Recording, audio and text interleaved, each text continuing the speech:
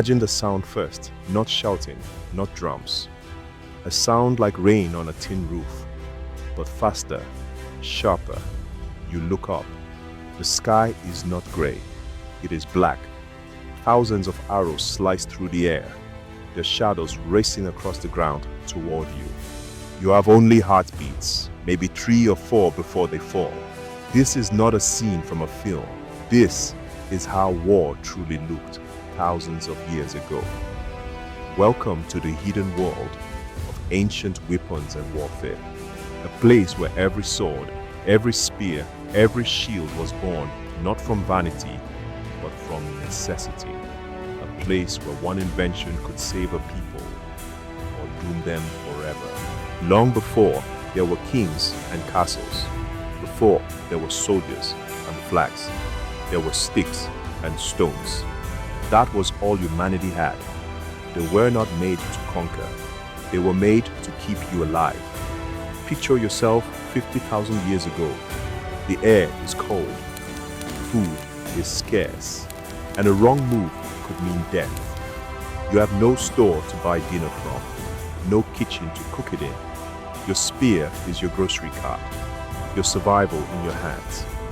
A sharper flint meant a better chance to eat. And every improvement wasn't just clever. It was the thin, fragile line between you eating or something else eating you. Then came bronze. The year was around 3300 before the birth of Christ. Someone discovered that by melting copper and tin together, you could create something harder, sharper, more enduring. Bronze swords became the mark of power. If you carried one, you were feared. If your army carried hundreds, you were untouchable. Bronze-tipped arrows tore through leather armor, forcing warriors to rethink every move. But bronze was expensive. Only the richest kingdoms could equip the men.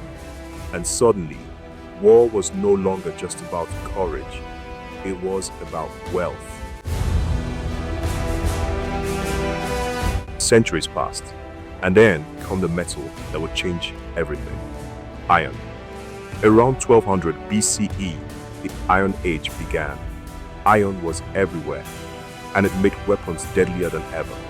Iron swords cut through bronze as if it were wood. Spears lasted longer. Shields grew stronger. It was like going from a slow, clunky ox cart to a lightning-fast chariot. You could move faster, hit harder, and more armies could now fight on equal ground. But that also meant battles grew larger and bloodier. Yet the cleverest commanders knew that even the strongest weapon was nothing without the right plan. The Greeks had their Phalanx, a wall of men, shields locked, spears jutting forward like the spines of some unstoppable beast. Alone, a man could be taken down.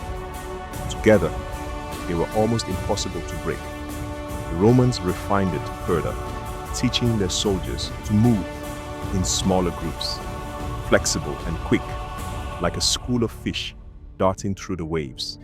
In these moments, it became clear. Organization itself was a weapon. But what about walls? Cities built them, believing stone would keep the danger away.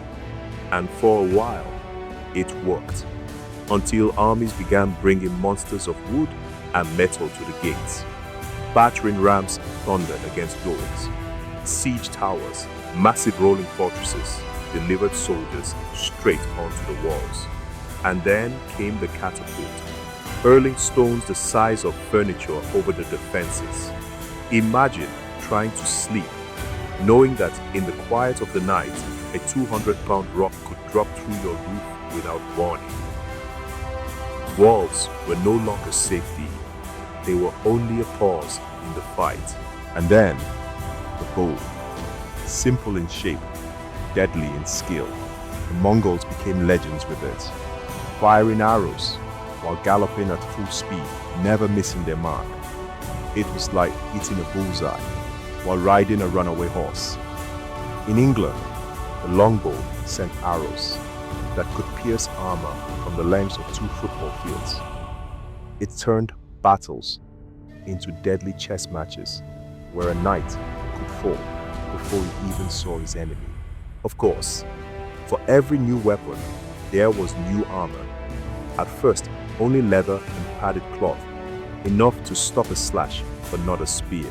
Then bronze breastplates, iron helmets. Warriors became walking fortresses. But there was a price. Heavy armor slowed you down. And in the wrong moment, being slow meant being dead. Fear itself also became a weapon. The Assyrians carved horrific battle scenes into their walls so that anyone approaching their cities would know exactly what awaited them. The Spartans trained with such relentless discipline that their name alone made enemies tremble. Sometimes, the greatest victory was the one you never had to fight for. And the truth, much of what was born on those ancient battlefields still lives today. The tactics, the formations, the idea of cutting off supplies, the power of morale, all still used, just dressed in modern steel and gunpowder.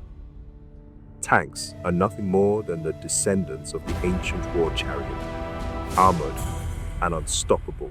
But here's the thing, ancient warfare was never just about swinging a sword. It was about invention. It was about psychology.